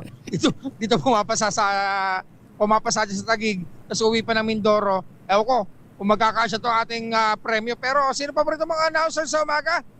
Si Angelo Palmones po. Kuya Angel Palmones at meron kang 1,000 pieces. Maraming pong salamat sa Ayan. DZRH, lalo na kay Angelo Palmones. Ayan. Walang anuman po, kuya. Ingat po. Salamat po. Teka, may iba. Meron pa. Dapat masagot mo rin yung ating word of the day para makuha mo ang ating medium component. Ang word of the day ay palpable. Galing. Palpable. Parang lasing lang, no? Palpable. May singaw yung yung bibig. May singaw yung ngipin. Dahil nakuha mo ang ating word of the day. Ito ang medium component. Atin sa atin ang Astron, ang official radio set partner ng DZRH, alagang Astron, alagang maasahan. At syempre meron ka rin tatanggapin na grocery mula yan sa ACS at sa DZRH. At meron pa ang pinakamalaki, pinakabago, pinakamabango, ang Pride with Fabric Conditioner, Korean Strawberry Bloom Detergent Powder with Stain Away Formula, 2 kilo kaya kahit gano'ng karaming labahan, ubus yan. And speaking of labahan, eto na ang pinakabago disenyo ng DZRH t-shirt na lalaban mo gamit ang pinakabagong Pride Detergent. Maraming salamat sa DZRH. Lalo na sa iyo. Ayan, sige. Ingat lagi. Angelo Palmones. Ingat lagi, Rodel, ha? Ingat. Maraming salamat. Salamat po. Ayan, okay. Maraming salamat at syempre sa mga nais manalo ng 1,000 pieces. Lagi tumutok sa DZRH. Baka na susunod dating winner sa DZRH Malacash promo kasama ang Pride Detergent. Arch number 6, Sherwin Bat Alfaro, DZRH. Una sa Pilipinas, una sa Pilipino. Tutok lang, tutok na sa DZRH Radio, DZRH Facebook, DZRH YouTube, at DZRH TV. Baka ikaw na ang susunod na winner sa DZRH Malacash promo. Ay, teka muna. Happy birthday muna kay Attorney Romeo Pagliliwan ng GSIS Legal Services Group. Binabati siya ng mga batang San Miguel, at saka ni retired General James Brillantes, at saka ni General Rombera. Siyempre ni Undersecretary Charles Calima. Ayan, ito pa, si General Elmo Tata San Diego, head naman ng Quezon City DPOS. A birthday din ngayon, ha? Ba, dami nagbe-birthday ngayon. Magandang umaga din kay Mayor Sena Mendoza dyan sa Talisay, Batangas. Magandang umaga kay Justice Energito, si Justice Max De Leon ng Court of Appeals, ano ha? At kay Justice Raul Villanueva ng Korte Suprema. Yan. Good morning, Justice.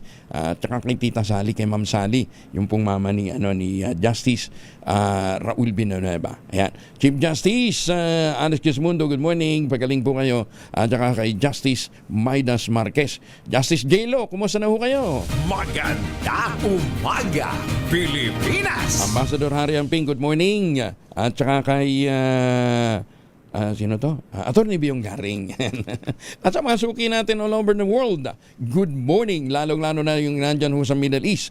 Napabalik ho ng Pilipinas at mga Pilipinong nandyan po sa Canada, sa Australia, sa New Zealand, good morning. Baka kayo pabalik ng Pilipinas, huwag nang magpasalubong ng imported na tsokolate. Meron po tayong tangerine chocolate. Ang tangerine chocolate po ay brand ng mga magniniyog ng mga magsasaka dyan po sa lalawigan ng Quezon. Sa tulong nga po ni Dr. Helen Tan, yung po mga planting material na kakao galing Davao, hinakot po yan para maitanim dyan po sa lalawigan ng Quezon. Kaya ngayon nagpuproduce na sila ng dekalidad na cacao beans, pinoprocess para maging tangerine chocolate. Available yan sa 0919-095-5935. Ang tangerine chocolate po ay may mahigit 10 variants ng mga raw material, galing din po sa ani ng ating mga magsasaka.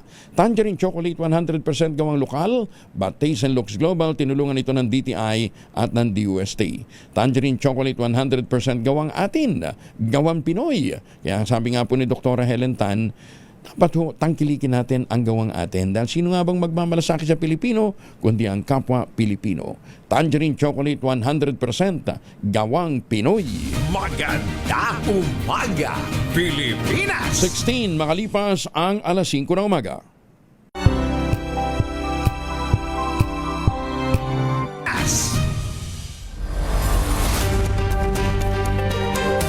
Alas 5:20 ang oras sa buong Kapuluan. Ay, happy birthday muna kay Undersecretary Mon Ilagan ng Presidential Communication Office. Mayor, happy birthday. Katonying, alam mo na dis. Happy birthday, Mayor Mon Ilagan, ha? Muling sumemplang sa 61 pesos ang halaga ng piso kontra dolyar. Ayon sa Bankers Association of the Philippines, nagsara ang palitan sa 61.15 per US dollar. Mas mahina ito kaysa sa 60.61 na naitala naman noong Biyernes. Ay, buhay. Patataas na naman ang ating utang dito kasi tumaas din ang presyo ng dolyar. Mamalengke na muna tayo dahil sa bumaba ang presyo ng karne sa Bonifacio Market dyan sa Caloocan. Nandun si Edwin Duque, Aris 23. Edwin, good morning. Ay, buntag Kuya Angel, nakangiti na itong mga namamalengke na halos 2 linggong nakatakot dahil sa mahal na presyo na karaan. Pero dahil bumaba na itong presyo ng manok, itong manok Kuya Angel, meron ng 190. At meron pang yung malilit na sariling katay, meron 180 bawat kilo. Ang baboy pala sa dating 360 Kuya Angel, ngayon ay 3.20 pesos na lamang. Ganon din ang pork chop, giniling, ang pataw na natulihan, 320 pesos yung bawat kilo. At yung 430 pesos na GNPO, ngayon ay 360. Bumalik na sa dating presyo. Pero itong kambing, natiling 540. Ang itong baka, 480 pesos. Bumaba naman yung presyo rin ng mga isda tulad ng bangus. Yung dating 260, mabibili ngayon ng 220 pesos. Ang pakoko, ito yung masarap pang steam, nasa 280 pesos. Ang tilapia naman, mayroong 90 pesos. 110 yung plapla, ito na yung pinakamalaki na dating 140 pesos bawat kilo. Yung galonggong, may 120 to 140 pesos. Yung lalaki, 140 hanggang 150 pesos bawat kilo. 260 naman ang yellowfin at yung malalaki ay 280 pesos. Hindi naman nagbago yung presyo ng mga pusit. Ganon din, pero itong serps at bumaba rin ito dahil lang 320 yung pinakamaliit at yung pinakamalaki ay 750 habang yung pinakamalaking size ay umabot ng 800 pesos bawat kilo. Sa presyo naman ng gulay ko ang kapalaya ay 120. Ang kalabasa ay 60 pesos bawat kilo. At kamatis, yung kamatis tumaas na uli ng hanggang 70 hanggang 80 pesos bawat kilo. Yung produktong Biskaya ay 50 to 60 pesos bawat kilo. Ang importer, itong pipino, 110. At yung ibang klase, yung parang puti, ay 80 pesos bawat kilo. Walang pagalaw yung ibang presyo ng mga gulay.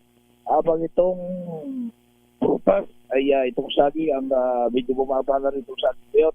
Yung dating lakatan na 110, ngayon ay 100 pesos. 80 to 90 naman itong latondan. Sa bigas ko ang bagong ani, 42 bawat kilo. 80 po, 15 itong bachelor, habang itong delicious, 62, yung brown rice 58, yung red rice 62, hasmin 54, habang itong malagkit, ang medyo luma-luma ay 58, merong 80 pesos, yung pinakabago ay 100 pesos bawat kilo. Ano yung 100 pesos? Ano yung 100 pesos, Edwin? Ito yung malagkit, Edel. Ito yung pinaka-bagong ani. Yung medyo stock, o yung medyo matagal na, mabibili mo itong 58. Tatlo yung magbibilihan mo, 58, 80 pesos, at 100 pesos. Pag bago pa lang malagkit, mas mahal. Yun ang bagong ani ko, Edel. 100 pesos yung dito. Ganun pala yun. Mapipil mo yung bagong ani. Kaysa doon sa mga stock na medyo umaitipid na yung kulay. At yung itong 80 pesos, ayan, medyo dikit doon sa kulay ng 100 pesos bawat kilo. Wala nagbebenta ng ano dyan? Corn grits? Wala, no? Corn grits? Wala corn. Oo, dapat yun ang ano eh. Tanong nga natin sa DA, bakit hindi nagbebenta ng corn grits sa mga palengke? Kasi kung mahal ho talaga ang bigas, ship tayo dun sa corn. Diba? O kaya mix natin ng corn at saka ng bigas. So kasi di ba sa ato sa Bisaya, kung man ligog busog. Diba? Mas matagal kang gutumin. At saka sa totoo lang, para sa mga diabetic, mas pabor sila na kainin corn grits. Diba? Alam mo sa mga probinsya tulad ng Mindanao, Bukidnon. Oo. Mga alala ko din, yung panahon talagang paghirap sa bigas talagang masarap. Mas masarap kainin yung mais. Oo. At saka yung mga kiling. Yung mix ng corn grits at saka ng bigas. Actually tubig lang pinaglalabanan diyan eh. Hahabol naman yung hahabol yung lambot ng ng kanin, yung corn grits, depende ho sa tubig. Dadagdagan mo lang ng tubig yun eh. Tsaka sabi ko nga sa iyo, mas maganda yan para sa mga diabetic kasi mas matagal siyang matunaw. Anyway, sige. So yan ang presyuhan ngayon ng mga bilihin diyan, ha? Mula sa Bonifacio, Market sa Caloocan, talk to you po, Indian. Maraming salamat si Edwin Duque. Bakit ayaw? Maganda umaga, Pilipinas! Ipinagutos naman ng Department of Environment and Natural Resources ang pagsasagawa ng nationwide audit sa lahat ng mga landfill operations sa bansa. Ito ay matapos ang mahigit isang buwan ng sunog sa Nabota Sanitary Landfill na opisyal lang idineklarang naapulan nitong Lunes. Sa direktiba ni Environment Secretary Juan Miguel Cuna, inatasan ang lahat ng mga regional office na silipin ang pagsunod ng mga landfill operators sa batas, kabilang na ang kapasidad ng mga pasilidad na matagal nang isinara. Paliwanag ni Cuna, hindi natatapos ang responsibilidad ng mga operator kapag huminto na ito sa pagtanggap ng basura. Dahil base sa environmental regulations, ang mga operator pa rin ang nananatiling liable sa safety closure procedures. Dagdag pa nito, obligasyon din ng mga operator ang long-term rehabilitation ng site at kailangang masiguro ang mga safety protocol upang maiwasan ang mga katulad na sakuna.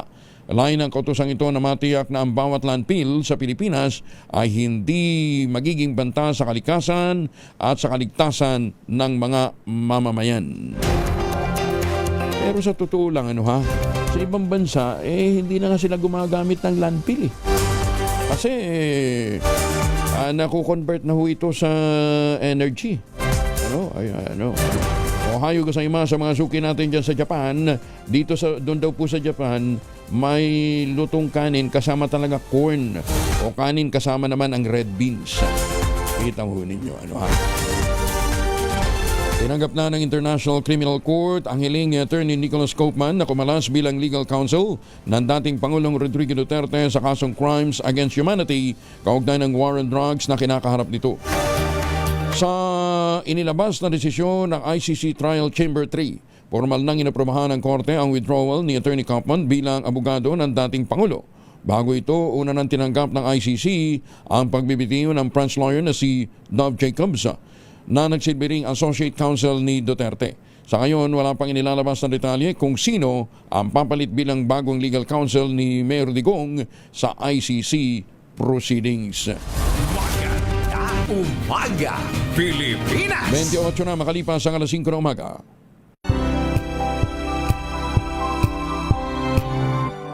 Sa maraming aga sa mga kababayan natin dyan sa Piuduran, Albay.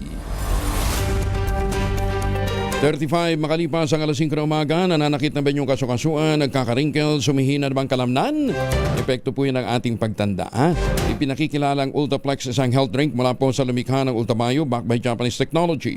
Ang Ultaplex ay may HCG complex, hydrolyzed marine collagen para sa skin at joints, HMB pampalakas ng muscles, glucosagreen para naman sa ginhawa ng kasukasuan. Available in coffee with stevia at powdered drink mix. Kayang bawiin ang galaw, sigla at ganda kahit nagkakaedad na with proper diet and exercise. Hanapin naman po ang Ultaplex sa Shopee, Lazada at ultamayo.shop. Ang Ultaplex po ay hindi gamot at hindi dapat gamiting panggamot sa anumang uri ng sakit. If symptoms persist, consult your doctor. Sumali ang 7 iba pang makapangyarihang bansa sa Luzon Economic Corridor o LEC na sinimula ng Pilipinas, Estados Unidos at Japan. Kabilang na sa mga bagong sumali ang Australia, Denmark, France, Italy, South Korea, Sweden at United Kingdom. Ang paglawak na ito ay inaasahang magdadala ng libu-libong dekalidad na trabaho at gagawing mas masagana at konektado ang rehiyon ng Luzon. Matatanda ang April 2024 nang ilunsad ang LEC, ang kauna-unahang partnership for global infrastructure and investment corridor sa Indo-Pacific. Lain itong pagdugtungin ang mga stratehikong lugar ng Subic Bay, Clark, Maynila at Batangas sa pamamagitan ng transportasyon, enerhiya at digital infrastructure. Sa pamamagitan ng pagtutulong ito, inaasahang magiging sentro ng pandaigdigang pamumuhunan ang Luzon. Magdadala ito ng pangmatagalang benepisyo sa ekonomiya ng ating bansa. Harinawa. Naging mapayapa naman ang paghahain ng Certificate of Candidacy ng mga tatakbo sa Bangsamoro Autonomous Region in Muslim Mindanao o BARM elections. Ayon kay COMELEC Chairman George Garcia, wala silang naitalang anumang untoward incident sa filing ng COC at magandang pagsisimulaan niya ito para sa paghahanda ng BARM elections nakasado na sa September 14. Sinabi pa ni Chairman Garcia sa ngayon, umaabot na ng 2.39 million ang kabuang bilang ng mga botante sa Bangsamoro. Samantala, higit 100 na kandidato naman ang maglalaban-laban para sa 32 parliamentary districts. Noong nakarang linggo, Sir Angel, ang natapos po natin ay yung pong filing ng Certificates of Candidacy sa 3 araw. Opo, yung pong Mayo 5 hanggang 7 at ito po yung napakatahimik. Wala kahit na ano untoward incident na na-report at nangyari. Yung pong pangangampanya, Sir Angel, wala pa. Hindi pa po start ng campaign period. Subalit, dahil ito yung automated election, sabi ng kaso ng Peñera versus COMELEC, kahit sila ay nag-file ng kanilang kandidatura noong Mayo 5 hanggang 7, sila po, Sir Angel, ay hindi considered kandidato. Umabot naman ng 4.7 million ng mga Pilipino naghain ng aplikasyon para sa voter registration. Kaugnay ito na nakatakdang 2026 Barangay and Sangguniang Kabataan Elections sa Nobyembre. Batay sa pinakahuling tala ng Commission on Elections, eksaktong 4,740,551 ang application na kanilang natanggap. Pinakamataas na bilang ng mga perehistro sa Calabarzon may mahigit 700,000.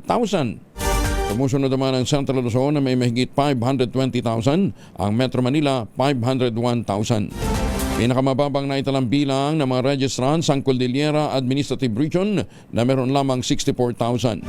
Ayon sa COMELEC, nagpapatuloy pa ang voter registration at tatagal yan hanggang May 18.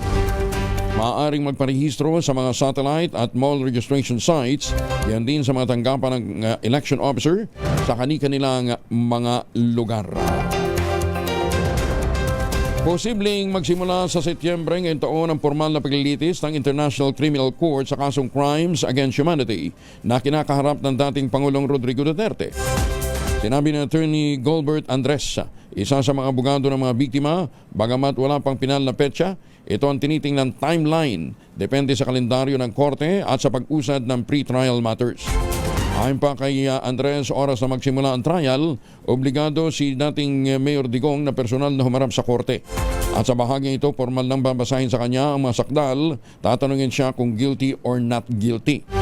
Matatandang naharap ang dating Pangulo ng 3 bilang ng kasong Crimes Against Humanity. May kaugnayan ito sa mga pagbatay sa ilalim ng war on drugs. Nagpalabas na ng red notice ang Interpol laban naman sa dating Bureau of Corrections Chief na si Gerald Bantag. Kinumpirma ito ni Interior and Local Government Secretary Junvic Remulla sa isang press conference sa Valenzuela City. Si Bantag ay wanted dahil sa umano'y pagkakasangkot nito sa pagkamatay ng radioman na si Percival Percy Lapid Mabasa. Inambus ito sa Las Piñas City noong pang 2022. Samantala, kinumpirma naman ng Department of Justice may naghihintay na pabuyang 2 milyon sa sino mang makapagbibigay ng impormasyong makatutulong sa pagdakip kay Bantag. Bukod kay Bantag, inisyuhan na rin ng Interpol Red Notice ang sinibak na pulis na si Rafael Dumlao III, itinuturing namang mastermind sa pagmatay sa negosyanteng Korean o South Korean na si Ji Ik-ju. Maganda umaga, Pilipinas! Ayan. Uy, teka nga pala. Wala pang bagong chairman ng ng Senate Blue Ribbon Committee. Pero malamang mapalitan. Baka bumalik si Senator Marcoleta. Pag bumalik ba si Senator Marcoleta bilang chairman ng Senate Blue Ribbon Committee, wala nang may exempt. Wala na bang exemption doon sa mga ipatatawag? Kaugnay ng mga nagpapatuloy na investigasyon? Aba, sana naman walang selective na pagpili. Doon sa mga papaharapin. Nang sa gayon, mapanagot natin yung talagang mga dapat na managot. Abangan ho natin ang mga susunod na kabanata. Ayan. Ang na-elect lang kahapon yung sa peace and order, di ba? Anyway, within the day, malalaman natin kung anong mga susunod na mangyayari dyan habang si Senator Bato de la Rosa naman ay Raymond, maglalagay ba ng suite dyan? Meron bang Senator suite sa loob ng Senado habang kinakanlong nila si Senator Bato de la Rosa? Ano na kaya ang mga mangyayari dyan, ha? Antabayanan po natin. Pero malamang, dahil nga po sa matuloy na yung pagharap ng pagtestigo ng 18 Marines pagka nagkataon, abangan natin ano mga mangyayari. Pero palagay ko may nanginginig ang tumbong doon sa mga akala nila makakaiwas na sila doon sa investigasyon kaugnay po ng letter of authority, doon sa mga dispalinghadong letter of authority na inabuso nung ilang mga dating nakapwesto dyan sa BIR. Ayan, tingnan ho natin kung anong mga mangyayari dyan doon sa mga biglang nawala sa listahan, sa hindi natin malaman kung ano ang dahilan. Magkano nga ba ang nawawala sa gobyerno dahil po sa pangungulimbat ng mga kawatan? Maganda umaga, Pilipinas! Arestado naman ng 3 drug suspect kabilang ang isang estudyante at high-value individual sa serye ng anti-drug operation sa Ilocos Sur. Sa ulat ng Ilocos Sur Provincial Police Office, nagsimula ang serye ng bypass operation noong pang May 9. Ayon sa Police Regional Director na si Colonel Augusto Asuncion, nakababahala ang pagkakasangkot ng mga kabataan at mga estudyante sa illegal drugs na isang malaking banta sa edukasyon at kinabukasan ng mga kabataan. Kabilang sa mga nadakip ay isang 23 anyos na online seller, itinuturing street-level individual, isang 18 anyos na estudyante na kinilalang si Nathaniel Pinto Rapisura at isang 42 anyos na high-value target. Bakit ganun? Yung bata kinilala, pagkatapos yung iba hindi. Nakumpiska sa mga ito mahigit 1 gramo, akala ko naman napakalaki, ng shabu. Ito yung dahon ng marijuana, hybrid marijuana kush, motorsiklo at mga drug paraphernalia. Kakaharap ang mga arestong drug suspect sa kasong paglabag sa Republic Act 9165 o Comprehensive Dangerous Drugs Act of 2002.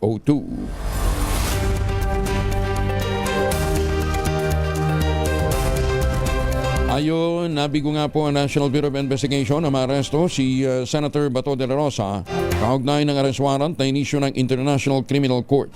Ayon naman kay NBA Director Melvin Matibag, kinikilala at iginagalang nila ang pasya ng Senado na isailalim sa kanilang protective custody ang senador.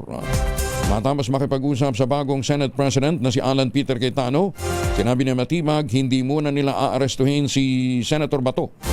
Kahit na may arrest warrant mula sa ICC, ngunit inaasahan na lang tutugon ito sa ginagawang investigasyon. Ni Matibag, makikipag-ugnayan sila sa ICC at Interpol para ipagbigay alam ang kanilang naging desisyon. Una rito, tinangka ng mga tauhan ng NBI na arestuhin si Senator Bato matapos ang nangyaring habulan, pero nabigo pa rin silang madakip ito sa loob ng Senate premises. Magandang umaga, Pilipinas! 45 na makalipas ang alas 5 ng umaga.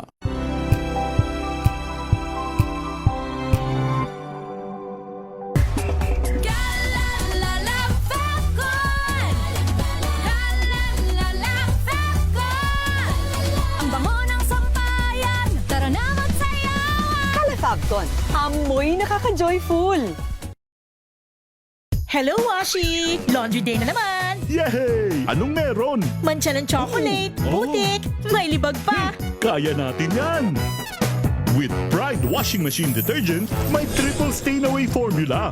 Tanggal ang makapit, madikit, at madupit na dumit mancha. Kaya easy-easy ang labada. Mula noon hanggang ngayon. All you need is pride. All you need is pride. ACS.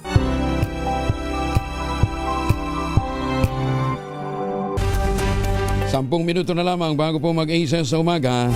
Magandang umaga kay Senate Secretary Dong Mendoza. Hapon, init talaga ng ulo ni Tito Sen. Kitang-kita eh. Wala man lang pasintabi. Ulitin mo. Habang nagro-roll call, di ba? Kasi nga naman daw, hindi marinig kung ano yung naging boto, kung yes ba o no. Ulitin mo.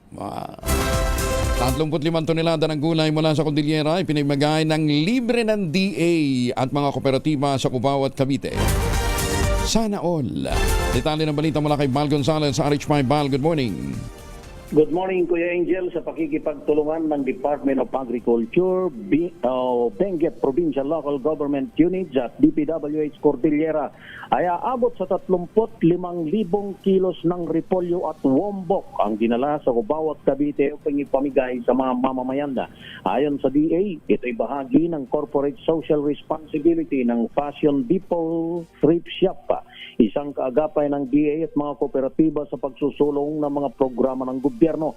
Ang mga gulay ay galing sa mga magsasaka ng Balili, Mangkayan, Loo at Banggao, Bugyas sa Benguet, Besao, Mountain Province at Tinok sa Ifugao. Ito na ang pangatlong beses ng pamimigay sa Cubao at Cavite mula noong Marso 2. Sa record naman ng DA Amas, hanggang nitong araw ng Martes ay umaabot na sa mahigit 2,000 o 200 tonelada ng iba't ibang mga gulay na may halagang mahigit 4.4 milyon na pesos ang naibenta sa pamamagitan ng intensified kadiwa ng DA CAR katuwang ang mga national government agencies at LGUs.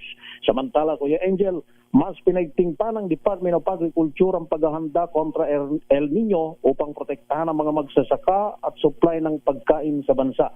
Ayon kay Agriculture Secretary Francisco Chulared Jr., palalakasin ng DA ang paggamit ng drought-resistant crops, solar-powered irrigation, low-cost greenhouses at mas maagang pagtatanim para mapanatili ang produksyon ng agrikultura. Ako si Val Gonzales, DZRH, una sa Pilipinas, una sa Pilipino. Maraming salamat, Bal. Si Edniel Parosa naman sinilip ang Villamor Air Base. Kasi nga naman, baka biglang pag-aresto na naman, ano ha? Kumusta dyan sa Villamor, Edniel? RH52, Edniel Parosa.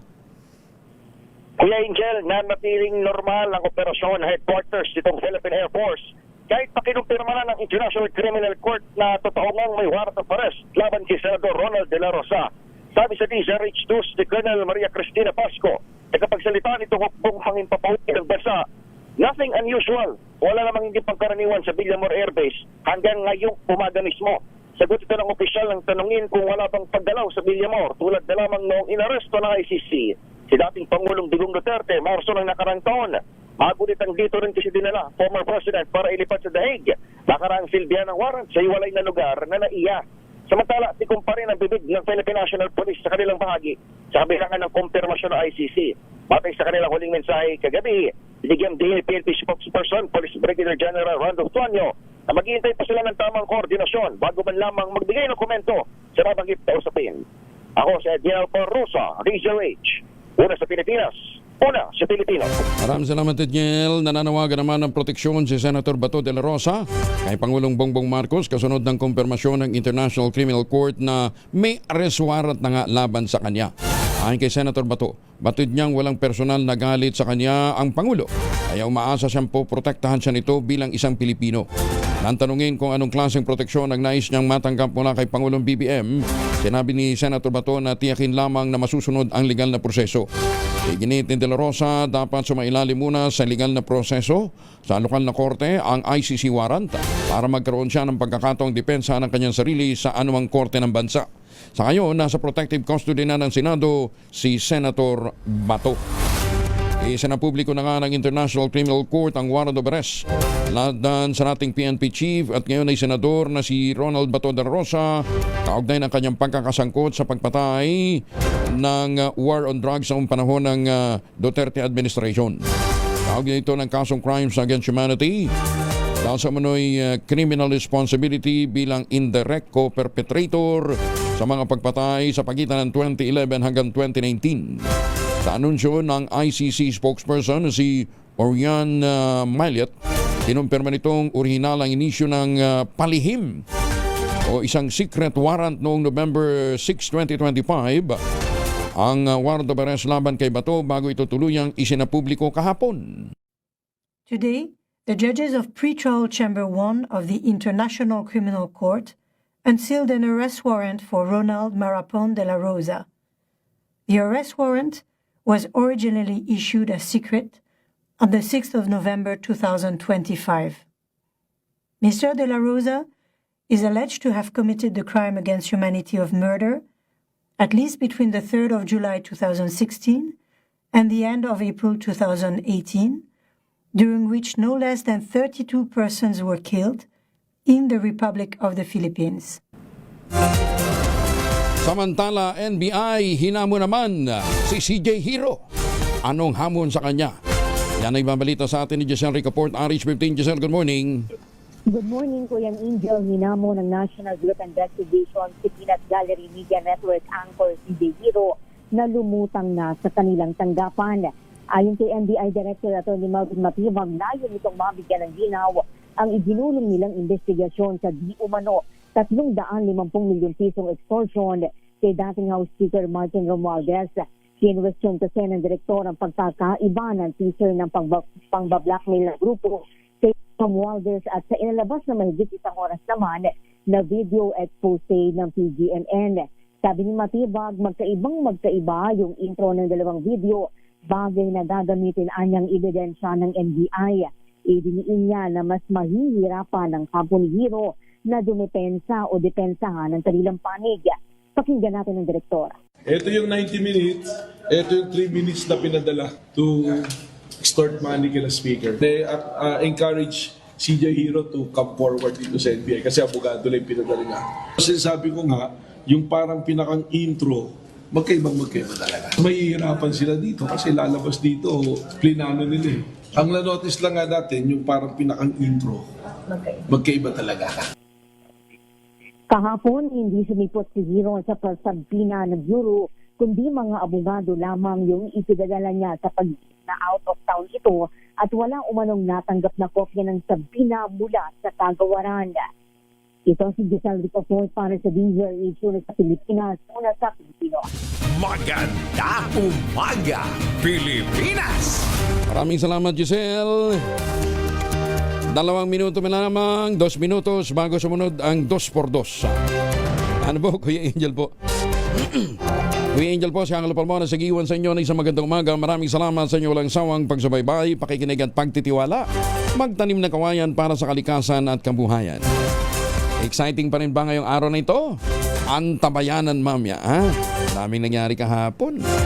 Ang ating quote of the day ngayong araw na ito ay mula po kay Leo Tolstoy. Ang sabi niya po, wrong does not cease to be wrong because the majority share in it. 2x2, susunod na sa ilang saglit.